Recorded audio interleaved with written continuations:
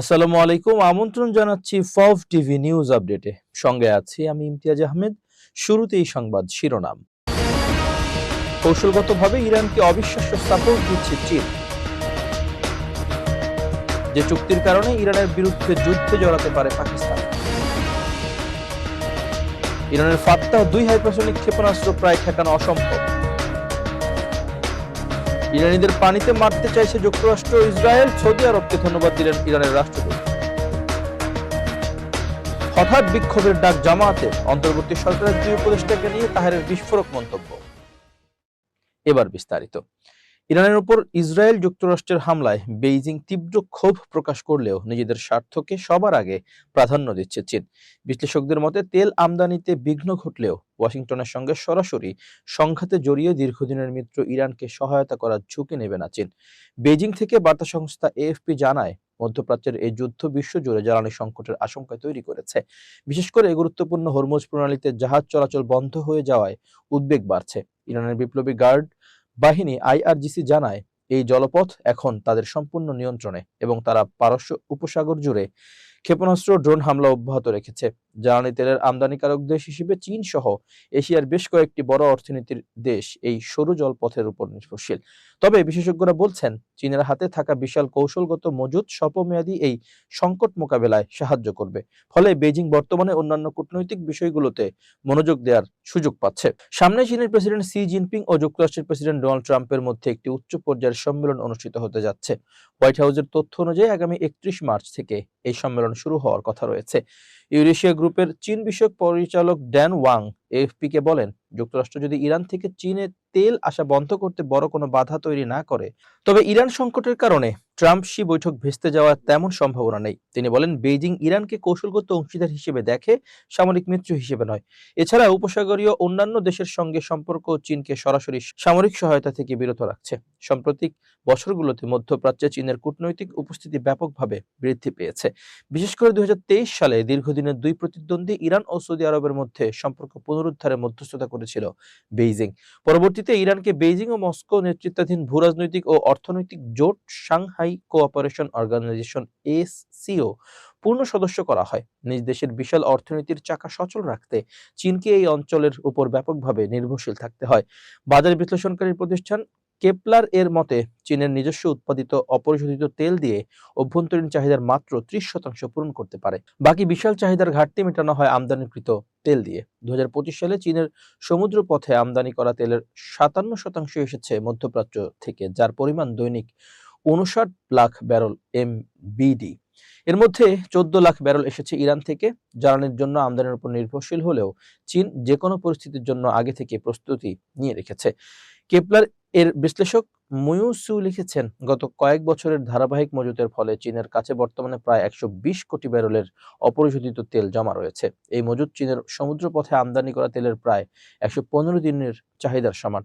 মুইউসু বলেন, বিশাল এই মজুদ চীনকে একটি বড় সুরক্ষা দেবে। ফলে মধ্যপ্রাচ্যের সরবরাহ বিঘ্নিত হলেও বা তেলের দাম বাড়লেও চীন ও তাদের রিফাইনারিগুলো অনায়াসেই তা সামলে নিতে পারবে। ইসরায়েল ও যুক্তরাষ্ট্রের হামলায় ইরানের সর্বোচ্চ নেতা আয়াতুল্লাহ আলী খামেনি নিহত হওয়ার ঘটনায় গত রোববার চীন তীব্র বিরোধিতা ও কড়া নিন্দা জানিয়েছে। পররাষ্ট্র মন্ত্রণালয়ের মুখপাত্র মাও নিং চলতি সপ্তাহে এক সংবাদ সম্মেলনে বলেন, সবচেয়ে জরুরি কাজ হলো অবিলম্বে সামরিক অভিযান বন্ধ করা এবং এই সংঘাতকে ছড়িয়ে পড়া থেকে রক্ষা করা।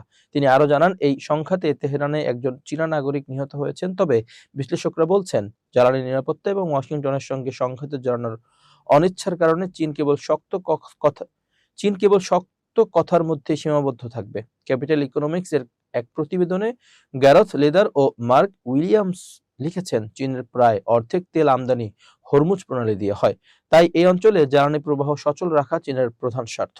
ইউক্রেন যুদ্ধের পর রাশিয়াকে যেভাবে সমর্থন দিয়েছিল, ইরানের ক্ষেত্রে তেমনটি হওয়ার সম্ভাবনা কম। এছাড়া যুক্তরাষ্ট্রের উপর কোনো হামলায় সহায়তা করার বিষয়েও চীন অত্যন্ত সতর্ক থাকবে। কেপলারের বিশ্লেষক সু মনে করেন, মধ্যপ্রাচ্য থেকে তেল সরবরাহ বন্ধ থাকলে রাশিয়া এর সুফল ভোগ করতে পারে। সেক্ষেত্রে ভারত ও চীনের জন্য মধ্যপ্রাচ্যই বিকল্প হিসেবে রুশ তেলই হবে সবচেয়ে বড় তাৎক্ষণিক ভরসা।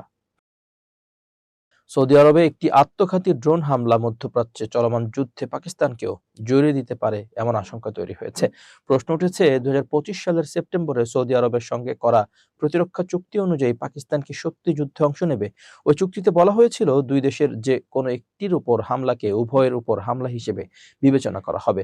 পাকিস্তানের অবস্থান নিয়ে কিছুটা ধারণা পাওয়া গেছে দেশটির পররাষ্ট্রমন্ত্রী ইসহাক দারের এক মন্তব্য থেকে। তিনি ইরানের পররাষ্ট্রমন্ত্রীকে সৌদি আরবে হামলা না করার আহ্বান জানিয়ে বলেছেন, সৌদি আরবের সঙ্গে পাকিস্তানের একটি প্রতিরক্ষা চুক্তি রয়েছে। গত মঙ্গলবার তিনি জানান, ইরান যদি সৌদি আরবে হামলা অব্যাহত রাখে তাহলে ইসলামাবাদ চুক্তির বাধ্যবাধকতার মুখে পড়তে পারে।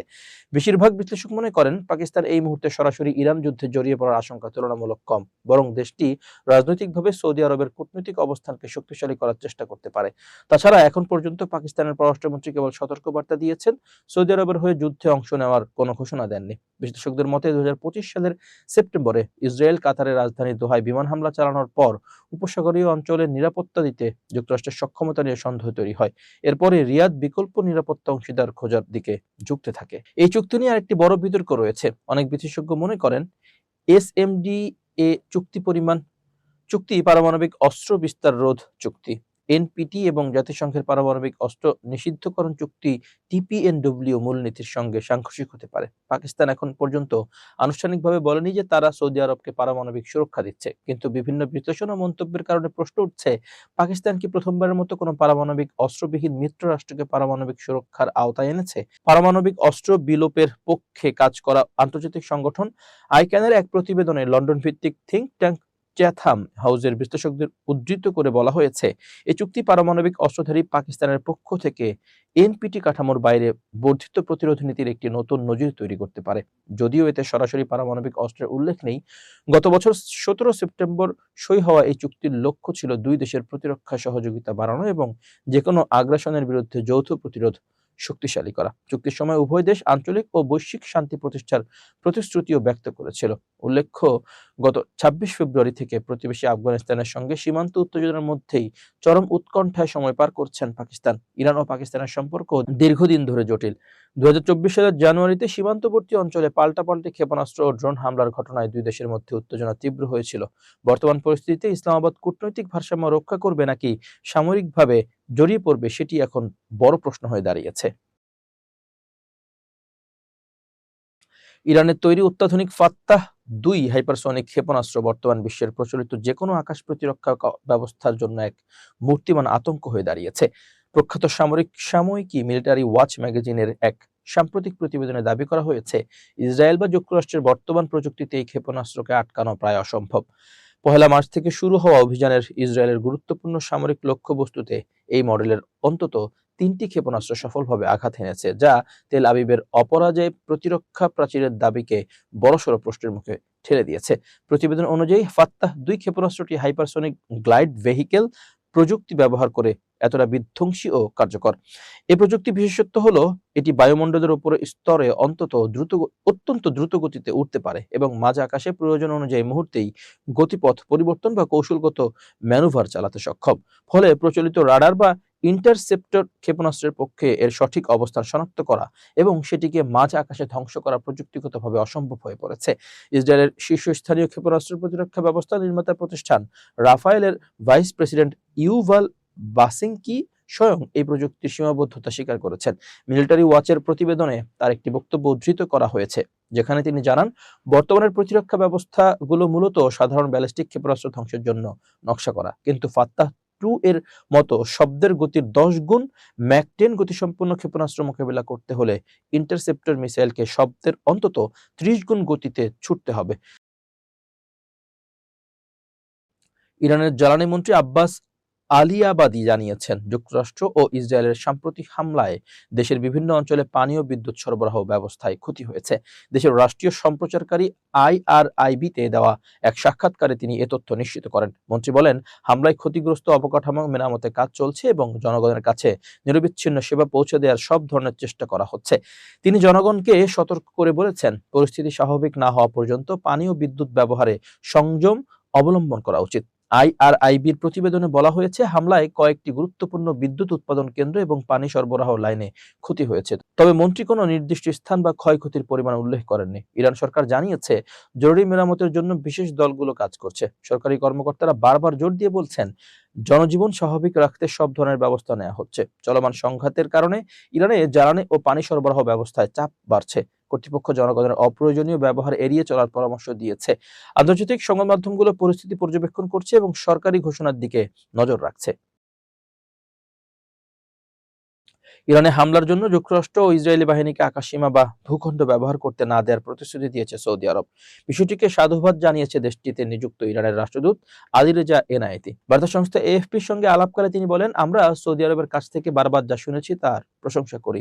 সৌদি আরব বলেছে, তাদের আকাশসীমা, জলসীমা বা ভূখণ্ড ইরানের বিরুদ্ধে ব্যবহার করতে দেবে না। যুদ্ধ শুরু হওয়ার আগে তেহরান ও ওয়াশিংটনের মধ্যে উত্তেজনা প্রশমিত করার কূটনৈতিক প্রচেষ্টায় সমর্থন দিয়েছিল রিয়াদ। তারা বরাবরই বলে এসেছে, ইরানের বিরুদ্ধে হামলার জন্য তাদের ভূখণ্ড বা আকাশসীমা কাউকে ব্যবহার করতে দেওয়া হবে না। তবে গত 28 ফেব্রুয়ারি যুক্তরাষ্ট্র ও ইসরায়েল যৌথভাবে ইরানে হামলা শুরুর পর দুই দেশের মধ্যে কূটনৈতিক সম্পর্ক নতুন করে চ্যালেঞ্জের মুখে পড়েছে। জবাব হিসেবে মধ্যপ্রাচ্যের বিভিন্ন দেশে অবস্থিত মার্কিন ঘাঁটিতে পাল্টা হামলা চালিয়েছে ইরান। সৌদি আরবের অবস্থিত মার্কিন দূতাবাস সহ কিছু জ্বালানি সম্পর্কিত স্থাপনাতেও হামলা হয়েছে। ইরান বলেছে, তারা মধ্যপ্রাচ্যের দেশগুলোতে অবস্থিত মার্কিন সামরিক ঘাঁটি ও স্থাপনাগুলোতে কেবল লক্ষ্যবস্তু বানিয়েছে। এর বাইরে অন্য কোনো স্থাপনায় তারা হামলা চালাচ্ছে না। একের পর এক হামলার পর গত 1 মার্চ ইরানের রাষ্ট্রদূতকে তলব করেছিল সৌদি সরকার। বৈঠকে উপপররাষ্ট্রমন্ত্রী ওয়ালিদ এল খেরিজি হামলার ঘটনায় সৌদি আরবের তীব্র অসন্তোষ ও নিন্দা প্রকাশ করেন। রাষ্ট্রীয় সার্বভৌমত্ব লঙ্ঘনের বিরুদ্ধে সৌদি আরবের দৃঢ় অবস্থানের কথা পুনর্ব্যক্ত করেন এল খেরিজি। নির্বিচারে হামলার ঘটনা আঞ্চলিক নিরাপত্তা ও স্থিতিশীলতাকে বিপন্ন করে উল্লেখ করে এল খেরিজি বলেন, সার্বভৌমত্ব রক্ষায় সৌদি আরব সব ধরনের প্রয়োজনীয় ব্যবস্থা গ্রহণ করবে। এবার দেশের প্রসঙ্গ। ত্রয়োদশ জাতীয় সংসদ নির্বাচনে ইলেকশন ইঞ্জিনিয়ারিং এর অভিযোগে সাবেক উপদেষ্টা সৈয়দা রিজওয়ানা হাসান ও ডক্টর খলিলুর রহমানকে গ্রেপ্তারের দাবিতে বিক্ষোভের ডাক দিয়েছে বাংলাদেশ জামাত ইসলামী। শুক্রবার 6 মার্চ সকালে জামাত ইসলামের ভেরিফাইড ফেসবুক পেজে এক পোস্টের মাধ্যমে এই বিক্ষোভের ডাক দেওয়া হয়েছে। জুমার নামাজের পর ঢাকায় এই বিক্ষোভে রাজধানীর বিভিন্ন থানা ও ওয়ার্ড পর্যায়ের নেতাকর্মীদের উপস্থিত থাকার আহ্বান জানিয়েছে দলটি। পোস্টে জানানো হয়েছে, জনগণের রায়কে প্রভাবিত করার অভিযোগে ওই দুই সাবেক উপদেষ্টার বিরুদ্ধে তদন্ত ও জিজ্ঞাসাবাদের দাবি জানিয়ে বিক্ষোভ মিছিল ও সমাবেশ আয়োজন করা হবে। কর্মসূচিটি জুমার নামাজের পর রাজধানীর বাইতুল মোকাররম জাতীয় মসজিদের উত্তর গেটে অনুষ্ঠিত হবে। এতে রাজধানীর বিভিন্ন থানা ও ওয়ার্ড পর্যায়ের নেতাকর্মীদের উপস্থিত থাকার আহ্বান জানানো হয়েছে। পোস্টে আরো বলা হয়, ত্রয়োদশ জাতীয় সংসদ নির্বাচনকে কেন্দ্র করে ইলেকশন ইঞ্জিনিয়ারিং এর মাধ্যমে জনগণের প্রকৃত রায় পরিবর্তনের অভিযোগ উঠেছে। এ বিষয়ে সুষ্ঠু তদন্তের স্বার্থে সাবেক উপদেষ্টা সৈয়দা রিজওয়ানা হাসান ও ডক্টর খলিলুর রহমানকে দ্রুত গ্রেপ্তার করে জিজ্ঞাসাবাদ করার দাবি জানিয়েছে দলটি। ঘোষিত কর্মসূচিতে প্রধান অতিথি হিসেবে উপস্থিত থাকার কথা রয়েছে জামাতের সেক্রেটারি জেনারেল মিয়া গোলাম পরোয়ারের। এর আগে বৃহস্পতিবার দুপুরে বিদ্যমান সার্বিক পরিস্থিতি নিয়ে জামাত ইসলামী আয়োজিত এক সংবাদ সম্মেলনে এসব অভিযোগ ও দাবি তোলেন দলের নায়েবে আমির ও বিরোধী দলীয় উপনেতা সৈয়দ আব্দুল্লাহ মোহাম্মদ তাহের। রাজধানীর মগবাজারে অবস্থিত জামাতের কেন্দ্রীয় কার্যালয়ে এই সংবাদ সম্মেলন অনুষ্ঠিত হয়। সেখানে সৈয়দ আব্দুল্লাহ মোহাম্মদ তাহের বলেন, গতকাল আমরা একটা রাজসাক্ষী পেয়েছি। সেই রাজসাক্ষীর নাম হচ্ছে সাবেক উপদেষ্টা অ্যাডভোকেট রিজওয়ানা। তিনি সাংবাদিকদের সঙ্গে এটা প্রকাশ করেছেন। যারা তার ভাষায় নারীদের উপযুক্ত অধিকারকে নিশ্চিত করতে পারেনি, তারা বিরোধী দলে থাকলেও আমরা কিন্তু তাদের মূলধারার ও প্রধান শক্তি হিসেবে আসতে দেয়নি। তখনই বোঝা যায় যে ইলেকশন ইঞ্জিনিয়ারিং এর কথা এসেছে। সেটাকে উনি নিজেই স্বীকার করে রাজসাক্ষী হয়েছেন। জামাতের এই নেতা বলেন, কি ধরনের ইঞ্জিনিয়ারিং এর মাধ্যমে বাংলাদেশ জামাত ইসলামীকে মূলধারা বা প্রধান দল হিসেবে সংখ্যাগরিষ্ঠতা অর্জন থেকে বঞ্চিত করা হয়েছে সেটি তারা জানতে চান। তিনি আরো বলেন, এই ইঞ্জিনিয়ারিং এর ওনার সঙ্গে আর কারা জড়িত ছিল? পুরো গভর্নমেন্ট ছিল নাকি গভর্নমেন্টের একটি অংশ নির্বাচনকে প্রভাবিত করেছে? তাদের ডিজাইন অনুসারে ডিসি, এসপি, ইউএনও ও ওসি প্রিজাইডিং কর্মকর্তা নিয়োগ দিয়ে আইনশৃঙ্খলা বাহিনীকে ব্যবহার করে কাঙ্ক্ষিত সংখ্যায় একটি দলকে জেতানোর ব্যবস্থা করা হয়েছিল। এ বিষয়টি জাতির সামনে পরিষ্কার করতে হবে। তিনি সরকারের প্রতি আহ্বান জানিয়ে বলেন, রিজওয়ানা হাসানকে জিজ্ঞাসাবাদের আওতায় এনে তিনি যে পরিস্থিতি তৈরি করেছিলেন বলে অভিযোগ উঠেছে, সে বিষয়ে পরিষ্কার তথ্য দেশবাসীর সামনে তুলে ধরতে হবে। খলিলুর রহমানের বিষয়ে বক্তব্য দিতে গিয়ে তাহের বলেন, নির্বাচনের আগে জামাত অন্তর্বর্তী সরকারের কয়েকজন উপদেষ্টার বিষয়ে অভিযোগ জানিয়েছিল। তিনি দাবি করেন, অন্তর্বর্তী সরকার নিজেদের নিরপেক্ষ তত্ত্বাবধায়ক সরকারের মতো উল্লেখ করেছিল এবং নীতিগতভাবে বলা হয়েছিল তাদের কেউ পরবর্তীতে দলীয় সরকারের মন্ত্রিত্ব নেবেন না। কিন্তু নিরাপত্তা উপদেষ্টা খলিলুর রহমান পরে পররাষ্ট্রমন্ত্রী হিসেবে শপথ নিয়েছেন, যা আগের অবস্থানের পরিপন্থী বলে অভিযোগ করেন তিনি। খলিলুর রহমানকে লন্ডন ষড়যন্ত্রের হোতা বলে উল্লেখ করেন জামায়াতের এই নেতা। তাহের বলেন, সেখান থেকে তিনি সরকারকে মোটিভেট করে এবং ষড়যন্ত্র করে বর্তমানে যারা সরকারে আছেন তাদের সুবিধা দেওয়ার জন্য কাজ করেছেন। সেই কাজের পুরস্কার হিসেবে তিনি পররাষ্ট্রমন্ত্রীর দায়িত্ব পেয়েছেন। তিনি আরো দাবি করেন, বিএনপি নেতা সালাউদ্দিন আহমেদ আগে খলিলুর রহমানের বিরুদ্ধে বক্তব্য দিয়ে তাকে সরকার থেকে অপসারণের দাবি জানিয়েছিলেন। এরপরও তাকে পররাষ্ট্রমন্ত্রী হিসেবে নিয়োগ দেওয়ার বিষয় প্রকাশ করেন তিনি। তাহের অভিযোগ করেন, তিনি বিএনপির সঙ্গে গোপন সমঝোতায় গেছেন এবং বিএনপির স্বার্থ রক্ষায় ভূমিকা রেখেছেন বলেই তিনি তাদের আস্থাভাজন হয়ে উঠেছেন। সরকারের কিছু উপদেষ্টা বিএনপিকে নির্বাচনে জেতানোর জন্য ষড়যন্ত্র করেছেন বলে অভিযোগ করেন তাহের। তার দাবি, জামাত একটি সুষ্ঠু নির্বাচন চেয়েছিল, কিন্তু সেই সুযোগ জাতিকে দেয়া হয়নি। তিনি বলেন, যারা সুষ্ঠু নির্বাচন ভণ্ডুল করেছে তারা মীর জাফর।